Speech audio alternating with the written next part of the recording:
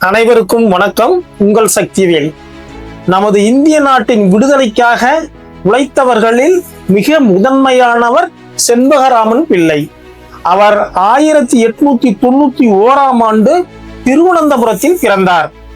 தன்னுடைய 17வது வயதிலேயே இளைஞர்களை திரட்டி எழுப்புவதற்காக ஜெய்ஹிந்த் என்ற முழக்கத்தை உருவாக்கினார்.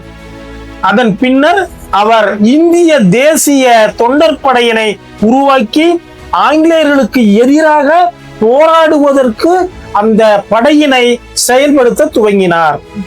12 மொழிகளை கற்றிருந்தார். இந்த நிலையிலே அவர் ஜெர்மனி சென்று ஹிட்லரை சந்தித்தார்.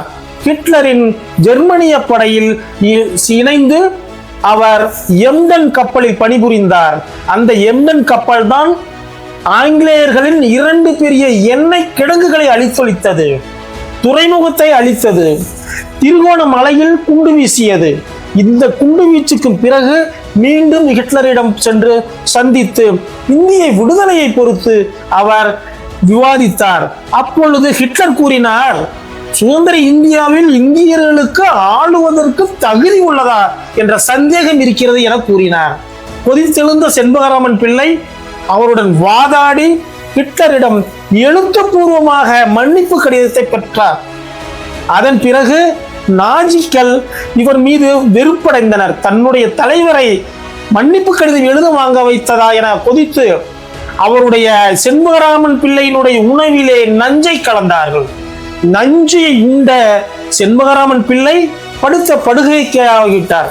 நீண்ட மருத்துவத்தின் பிறகு நலம் பெற்று எழுந்து வந்தார். நலம் பெற்ற பிறகு அவர் திரும்பவும் நாஜிக்களால் தாக்கப்பட்டு படுக்கையில் விழுந்தார். இதனுடைய விளைவாக அவர் 1934 வீரமரணம் அடைந்தார்.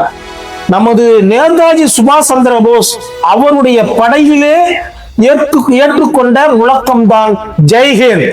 இந்த நிகழ்விற்கு பிறகு அவருடைய கடைசி விருப்பமான அவருடைய சாம்பலை கேரளாவிலும் நாஞ்சில் நாட்டிலும் வீச சொன்னார். அதன் அடிப்படையிலேயே 1966 நாஞ்சில் நாட்டிலும் கேரளாவின் பகுதிகளிலும் வீசப்பட்டது. இந்த தியாகம்தான் இன்று நம்மை சுதந்திர மனிதனாக வாழ வைத்துக் கொண்டிருக்கின்றது. ஜெய்ஹிந்த்.